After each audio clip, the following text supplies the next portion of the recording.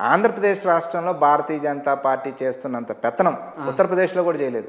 అంత బలంగా అంత స్ట్రాంగ్ హోల్డ్ ఉన్న గుజరాత్లో కూడా చేయలేదు. రేపు అధికారంలోకి రావాలంటే వాళ్ళు చేయాలంటే ఏదో చేస్తారు. బికాస్ 60 సీట్లు కావాలని వాళ్ళు అనుకుంటారు, 50 సీట్లు ఉత్తరాది దక్షిణాది నుంచి కావాలనుకుంటున్నారు.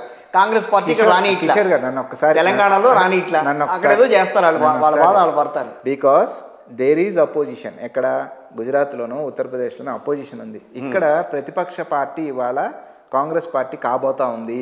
ఈ మొత్తం ఒకటి భారతీయ జనతా పార్టీ దాని అనుబంధ సంస్థలు ఒకవైపు, కాంగ్రెస్ పార్టీ ఒకవైపు. కొత్త లాజిక్. ఇటువంటి తరుణంలో ప్రతిపక్ష పార్టీ పాత్ర ఇవాళ కాంగ్రెస్ పార్టీ చాలా గట్టిగా పోషించబోతుంది. టీడీపీ అయినా రేపు వైఎస్ఆర్సీపీ వచ్చినా ఏదొచ్చినా కూడా మీరు ప్రతిపక్షంలోనే ఉంటారు. ఎస్, ఈ 2024కి మాది ప్రతిపక్ష పాత్రే. తర్వాత కూడా ప్రతిపక్షం. ఈ కూటమి వర్సెస్ కాంగ్రెస్ పార్టీ జరుగుతుంది. భారతీయ జనతా పార్టీ జగన్మోహన్ రెడ్డిని కుర్చీలో కూర్చోబెట్టాలంటే జగన్మోహన్ రెడ్డి గారిని కూర్చోబెడుతుంది ఈ 24లో. లేదు Janasena TDP combine కూర్చోబెట్టాలంటే కూర్చోబెడుతుంది. Bharatiya Janata party మళ్ళీ వాళ్ళు ఎందుకు ఆగుతారు సార్? భారతీయ జనతా పార్టీకి సంబంధం ఏంటి చెప్పండి, ఒక మాట చెప్పండి. 1% ఓట్ షేర్ కూడా లేదు అది. వాళ్ళేదో అక్కడ వాళ్ళేదో మాట్లాడుతున్నారని అంటారు. మరి భారతీయ జనతా పార్టీ టీడీపీని కలుపుకుందాం అనుకుంటుంది, మరి వైసీపీని కూడా కలుపుకుని ముందు. ఈ రాష్ట్ర ప్రజల దౌర్భాగ్యం అట్లప్పుడు చట్టం అమలు చేయలేకపోతున్నా అంటున్నా. ఈ రాష్ట్రంలో ఇది కాంగ్రెస్ పార్టీ తప్పించి ఎవరు మాట్లాడలేరు ఈ పద్ధతిని. ఈ రాష్ట్రంలో ప్రజలకి దౌర్భాగ్యం ఏమంటే వీరు ముగ్గురు కూడా అక్కడ అనుబంధ సంస్థలు అయ్యారు అని చెప్తున్నా. అది స్పష్టం కాదు సార్. ఎక్కడైనా పాలసీని విభేదిస్తూ ఏది న్యూ ఎడ్యుకేషన్ పాలసీ తీసుకుందాం సార్. న్యూ ఎడ్యుకేషన్ పాలసీని ఇక్కడ జగన్మోహన్ రెడ్డి గారు బీజేపీ రాష్ట్రాలు అమలు చేయకపోయినా మన రాష్ట్రంలో అమలు చేయడం స్టార్ట్ చేశారు. పాలసీని అద్భుతంగా కౌంటర్ చేస్తే తెలుగుదేశం పార్టీ స్టేట్లో బిల్లు పెట్టినప్పుడు ఓటేసి వస్తుంది. ఇవన్నీ గ్రాస్ రూట్ లెవెల్లో గ్రామ స్థాయిలో ఉన్న వ్యక్తులకు తెలియదు కాదు కదా. మీరు చెప్పిన వాళ్ళు అర్థం చేసుకోరు కదా. సో ఇప్పుడు ఏంటంటే మనం మాట్లాడుకోవడానికి బాగానే ఉంటాయి ఇవన్నీ. వాళ్ళు అర్థం చేసుకోరు కానీ వివరించి చెప్పాల్సిన బాధ్యత మాకుంది. దాన్ని ఖచ్చితంగా గ్రాస్ రూట్లోకి వెళ్ళి ఈ కూటమి వర్సెస్ ఇదమ్మా పరిస్థితి, ఈ రకంగా నష్టపోతున్నాం, ఈ రకంగా మనకు అన్యాయం జరుగుతోందని ఖచ్చితంగా ప్రజలకు వివరించి చెప్తాం, కన్విన్స్ చేస్తాము. అది చెప్పేదానికి చేసేదానికి మా పిసిసి ప్రెసిడెంట్ దగ్గర నుంచి కార్యకర్తలుగా మాకు కాన్ఫిడెన్స్ దక్కింది అని చెప్తున్నాను. ఖచ్చితంగా కన్విన్స్ చేసుకోగలమనే నమ్మకం దక్కింది మాకు. సో డెఫినెట్గా ఈ 24 ప్రతిపక్ష పార్టీ డెఫినెట్గా 29కి లక్ష్యం గోల్ కొడతామని నమ్మకం ఉంది. No doubt about it. 2 ప్రాంతీయ పార్టీలని కాదని మేము మీకు డెఫినెట్గా 29లో మీకు పగ్గాలు అప్పగిస్తారు ఆంధ్రప్రదేశ్ ప్రజలని మీరు 100%. అక్కడ వరకైనా కేంద్రంలో కూడా మీరు రావాలని ప్రయత్నం ఏమైనా గట్టిగా చేస్తున్నారా? కేంద్రంలో వస్తేనే కదా ఎన్ని అమలు అయ్యేది. కేంద్రంలో కూడా రావాలి. మళ్ళీ ఆ పాలసీస్ పైన చర్చ జరగాలంటే మన ఇద్దరం ఇంకొక గంట కూర్చోవాలి. కేంద్రానికి సంబంధించిన పాలసీస్ పైన చర్చ జరిగితే ఇవాళ నరేంద్ర మోడీ గారి ప్రభుత్వం 10 ఏళ్ల నుంచి పరిపాలన చేస్తా ఉన్నారండి. నిన్న పార్లమెంట్లో అడిగిన క్వశ్చన్స్ ఏదానికైనా నరేంద్ర మోడీ గారు సమాధానం చెప్పారంటే అసలు వారు మాట్లాడుతున్న తీరు చూస్తే ప్రధానమంత్రి కుర్చీలో ఈరోజు జవహర్లాల్ నెహ్రూ కూర్చొని అపోజిషన్ పార్టీ నాయకుడిగా నరేంద్ర మోడీ ఉన్న సంధానం జరిగింది తప్ప ఆయన ప్రసంగం అంతా కూడా 1950లో జరిగిన అంశాలు నిజమో కాదో తెలియదు, ఆధారాలు లేవు, దాన్ని తీసుకొచ్చి కోట్ చేసి గంట సేపు ప్రసంగాన్ని దాంతో ముగిచ్చి unemployment rate highest 45 years consider చేస్తే హైయెస్ట్ అన్ఎంప్లాయ్మెంట్ రేటు, తర్వాత హంగర్ ఇండెక్స్ తీసుకుంటే highest hunger index rate.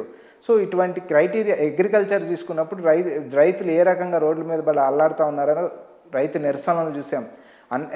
Unemployment 30 లక్షల పైగా ప్రభుత్వ ఉద్యోగాలు ఖాళీలు ఉంటే ఒక్కటి నింపట్ల. 147 పబ్లిక్ సెక్టార్ కంపెనీస్ని ఈయన వచ్చాక డిజిన్వెస్ట్మెంట్కి మొత్తం ఎల్ఐసితో సహా డిజిన్వెస్ట్మెంట్. ఎల్ఐసి విషయం నిన్న మాట్లాడారుగా, ఎల్ఐసి నేనేం చేయట్లేదని చెప్పారు కదా, నిన్న క్లారిటీ ఇచ్చారుగా. నిర్మలా సీతారామన్ ఏమో ఎల్ఐసితో సహా డిజిన్వెస్ట్మెంట్కి మేము ప్రపోజల్ పంపించామని ఆమె చెప్పుద్ది.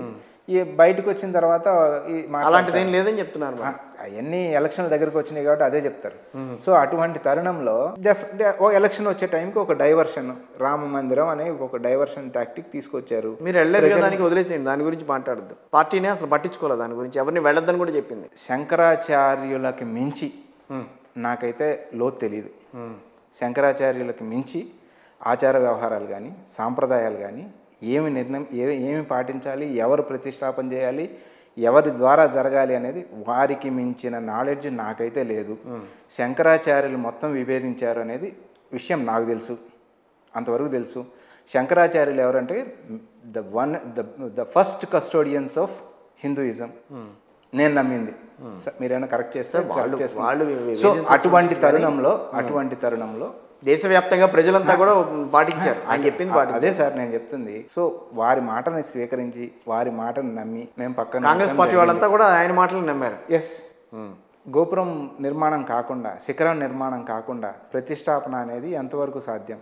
సరేలేండి. ఇప్పుడు దేశమంతా ఏకమై ముందుకెళ్తే నేను అనింది ఏమన్నా అంటే ఆ డైవర్షన్ టాక్టిక్ అన్నా నేను డైవర్షన్ టాక్టిక్ అనేది. అందుకే మొన్న వాళ్ళెవరో ఎన్సిపి ఎంపీ అనుకుంటాను, ఎన్సిపి ఎంపీ ఒక అతను అద్భుతంగా మాట్లాడాడు పార్లమెంట్లో ఈ విషయం పైనే.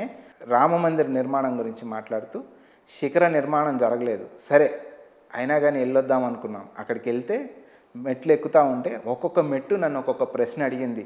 మొదటి మెట్టు అడిగింది అన్ఎంప్లాయ్మెంట్ విషయం ఏమైంది అని, రెండో మెట్టు అడిగింది రైతుల విషయం ఏమని. అట్లా వెళ్ళి అక్కడ రాముల వారిని దర్శించుకున్న తర్వాత వాటిన్నిటికీ క్వశ్చన్లకు ఆన్సర్లు వచ్చి ఉంటాయి.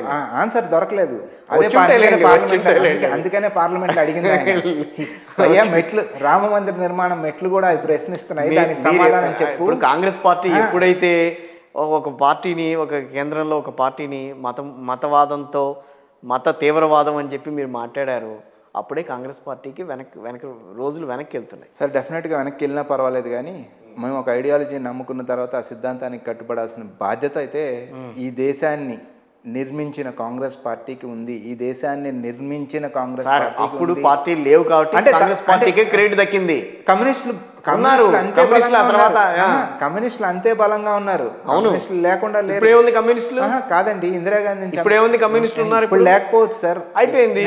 కాంగ్రెస్ అప్పుడు ఉంది, ఇప్పుడు లేదు. ఇప్పుడు కాలచక్రంలో కాలచక్రం తిరిగి మళ్ళీ కాంగ్రెస్ పార్టీ దగ్గరికి వస్తుంది. కొంచెం ఓపిక పట్టాల్సిన తరుణం ఉంది.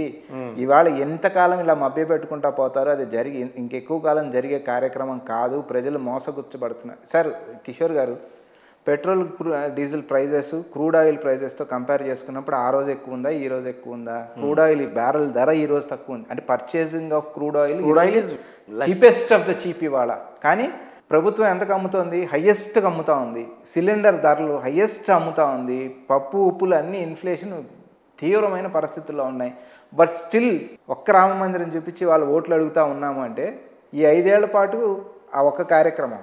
ఇవాళ ఇంకా లోతుగా వెళ్తే మనం హిందూయిజం ఉద్ధరించబడాలి అంటే 10 చోట్ల 10 ప్రాజెక్టులు కట్టి 10 చోట్ల 10 వ్యవసాయాన్ని కనుక విపరీతంగా అభివృద్ధి చేసి వారికి నీరు అందించి రైతులు పంటలు పండించుకొని రైతులు సస్యశ్యామలంగా ఉంటే చివరికి ధూపదీప నైవేద్యాలు లేని దేవస్థానాలకు కూడా వాడు రైతు 1 బస్తానో 2 బస్తాలో తీసుకెళ్ళి ఇస్తే ఆ రకంగా దేవిభ్యమానంగా వెలుగొందుద్దా? లేకపోతే ఏమీ కట్టకుండా నీ అవసరానికి, రాజకీయ అవసరానికి ఒకటి చూపించేసి మళ్ళీ 5 ఏళ్ల పాటు అదానీలకి అంబానీలకి దేశాన్ని దోచిపెడతా ఉంటే ఆ రకంగా అభివృద్ధి జరుగుద్దా?